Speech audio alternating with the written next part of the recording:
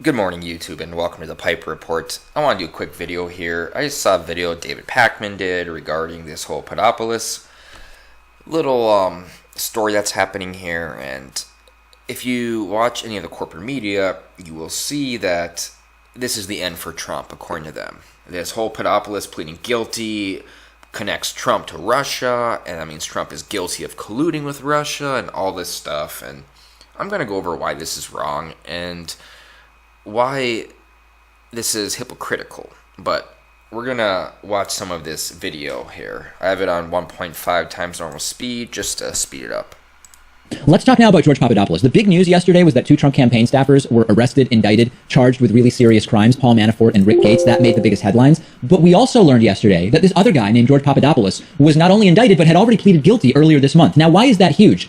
It connects Donald Trump directly to the Russia scandal through Carter Page. Wait, David, hold on. You gotta back up. Carter Page, George Papadopoulos, what are you talking about? Let's take it in pieces. Number one, fewer headlines, but George Papadopoulos pled guilty for lying to the FBI about his contacts with Russia specifically, okay? Trumpists are saying, well, the meetings and the things that George Papadopoulos did weren't illegal, only the lying was. Well, we don't know that, right? I mean, first of all, he may only have been charged with the lying because he agreed to cooperate. Secondly, if the meetings were no big deal, why would he lie about them in the first place? To protect others, protect himself? It's not really clear. It doesn't make sense he would lie if there was no particular reason to lie. And lastly, he's cooperating and taking others down. So the idea that we can glean whether or not illegal activity took place, other than the lying, this is a proactive cooperator. What that means is, by the way, legal experts have written that the fact that Papadopoulos was a proactive collaborator suggests that either he was wearing a wire after his initial July arrest, or that he was volunteering to have all of his communications surveilled, which means that this is probably just a very small piece of the bigger picture here, and that's exactly what we've heard, actually, from Justice Department officials. So this is part of a bigger investigation, and we're going to learn about that. So we've got Papadopoulos. Papadopoulos has a contact that's referred to as the professor. And this reads like a spy novel, right? The professor became interested in talking to George Papadopoulos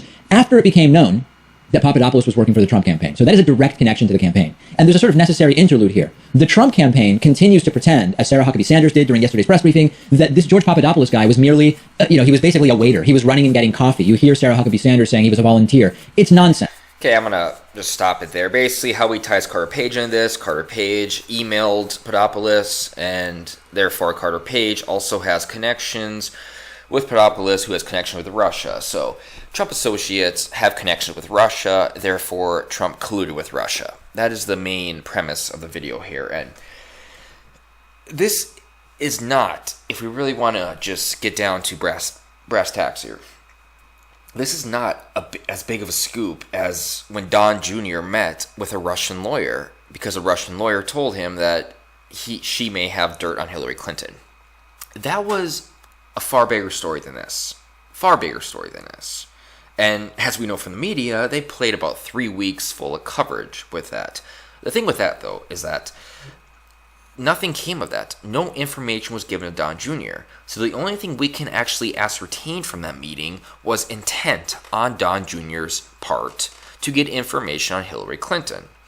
Now, people are thinking, well, that's kind of like Watergate. Yes, but now let's go to the other side of the aisle, and you will see how this is far bigger than Watergate. So you kind of know that story now. Papadopoulos possibly worked plead guilty for lying to the FBI. He possibly, allegedly, worked with Russians here, along with Carter Page. And the theory is that they did it on the behest of Donald Trump to help win the election, okay? The Clinton campaign paid a firm called Fusion GPS to hire Christopher Steele to investigate Donald Trump. To do what? To get dirty information on Trump. And Christopher Steele got information from Russian agents in the Russian government. Okay? Do you see the similarities there?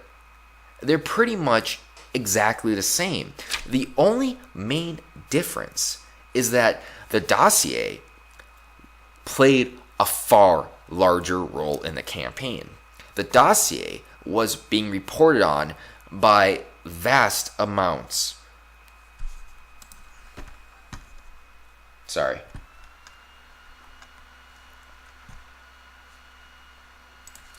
Where was I at? The dossier was being disseminated rapidly and vastly by the corporate media. And they talked about that every single day. They went over that. They tried using it against him. I think his even poll numbers dropped after that came out. Not only that, that dossier was then used to garner a FISA warrant to spy on Trump Tower. In addition to that, it was the main instigator to get Robert Mueller investigating Donald Trump. So what they're saying Trump did, or what Trump is being accused of here, is colluding with Russia to get dirt on Hillary Clinton, to help him win the election. And they're basing that by a couple of Trump associates. Paul Manafort, he always had connection with Russia and Ukraine, so you can't do nothing about there. So trying to use Papadopoulos and Carter Page here to try to tie Trump to Russia. And David Pakman's like, we have now proof Trump is tied to Russia. Yes, the Clintons are also tied to Russia. They've been tied to Russia long before this. They've been tied to Russia since Uranium One, and probably even before that.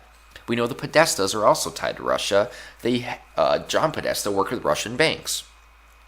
So they're making this huge thing here, but the difference is that the Clinton campaign did what they are accusing Trump of doing, but did it tenfold. And not only that, the information they got on Trump, which is bigger than Watergate, is being used today, being used right this very minute as the motive, as the instigator for the Robert Mueller investigation.